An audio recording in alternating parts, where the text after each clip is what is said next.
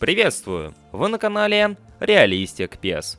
Несмотря на то, что мы редко говорим об этом, я все еще продолжаю считать, что именно от моддинга зависит оффлайн составляющая eFootball 2023. Поскольку онлайн составляющей, как мы уже с вами поняли, в целом терпимо живется без реальных названий команд, их логотипов и форм. Когда же в игре появится мастер-лига и в целом будут завозить редактор, игрокам все же будут необходимы те же option файлы или даже, возможно, полноценные патчи, которые могли бы разнообразить игру именно для оффлайн режимов. После перехода на бесплатную модель Free-to-Play за будущее патчи в eFootball действительно становится немножко страшно, потому что непонятно, как игру позволят редактировать. Однако появились отличные новости, которые сулят хорошее будущее для патчмейкеров в eFootball 2024. И уже сейчас можно заявить, что моддинг будет жить, о чем и предлагаю поговорить в сегодняшнем видео. Устраивайтесь поудобнее, не забывайте поддерживать это видео своими лайками, друзья, это крайне важно. Подписывайтесь на канал с колокольчиком, если находитесь здесь впервые. Ну а мы начинаем.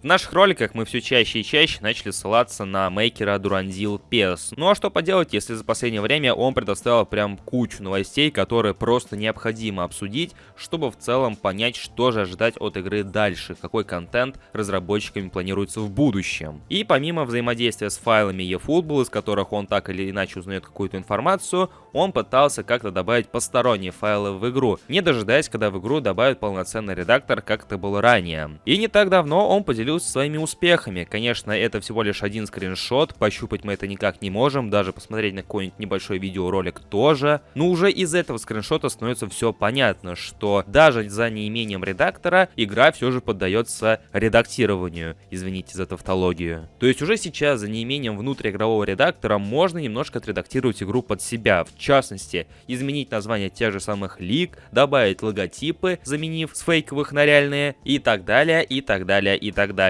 Мейкер сообщил, что он смог добиться этих результатов за счет редактора движка Unreal Engine, на котором в частности eFootball и работает. И уже не так подробно, но тем не менее Мейкер также добавил, что благодаря Unreal Engine 4 будет возможность редактировать элементы 2D, то есть это меню, интерфейс и прочие похожие моменты, 3D модельки, включая игроков, стадионы и прочее, анимации роликов, однако не касаются анимации геймплея, некоторые скрипты меню, катсцен и прочие возможности редактора движка Unreal Engine. Если кто-то не понял, что мы только что сейчас проговорили вслух, то постараюсь перевести на русский язык. Durandil PES сообщает, что благодаря внутреннему редактору движка Unreal Engine, на котором опять же функционирует eFootball, у игроков все же будет возможность, чтобы добавлять какие-то модельки игроков, скорее всего фейсы для тех же самых футболистов и даже стадионы. Я, если честно, не совсем представляю, как именно это будет работать и будет ли работать вообще, но в целом, если упоминают, то, скорее всего, должно как-то работать. И помимо этого, также будет возможность модифицировать игру, как говорится, от мала до велика, начиная с интерфейса, то есть с менюшки, и заканчивая, возможно, какими-нибудь катсценами. Где-нибудь поменять ракурс в катсценах, или активировать некоторые катсцены, которые в игре недоступны, как это делали с 20 и 21 пеской, и все в таком роде. Я это веду к тому, что наши опасения касаемо отсутствия инструментов для редактирования eFootball, они по сути отпадают сами собой. И если Konami своими руками обрежут возможности редактора, ну кто их знает,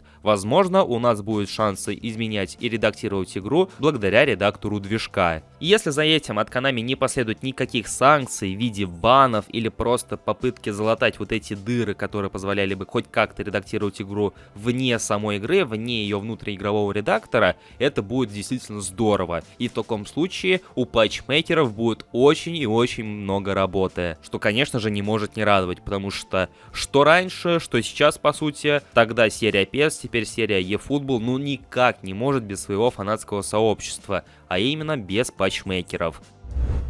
В комментариях же под этим роликом я буду ждать ваше мнение касаемо всего услышанного. Также напоминаю, что именно ваши лайки способствуют продвижению этого ролика, как и в целом канала, поэтому про них не забывайте. Подписывайтесь с колокольчиком, если находитесь здесь впервые, ну и опять же всем спасибо за просмотр и вашу активность. Услышимся в следующих видео на канале Realistic PES. Всем пока!